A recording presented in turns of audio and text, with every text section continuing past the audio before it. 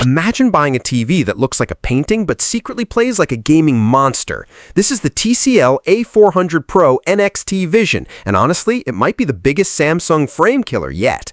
First, look at this thing. Matte anti-glare display, ultra-slim frame design, and AI art mode that literally turns your wall into a digital museum. But here's where things get crazy. Unlike most art TVs that sacrifice performance, this one packs QD Mini LED, 144Hz refresh rate, Dolby Vision, and ONKYO speakers. So yes, it's not just pretty. It's built for movies, PS5 gaming, and binge watching too.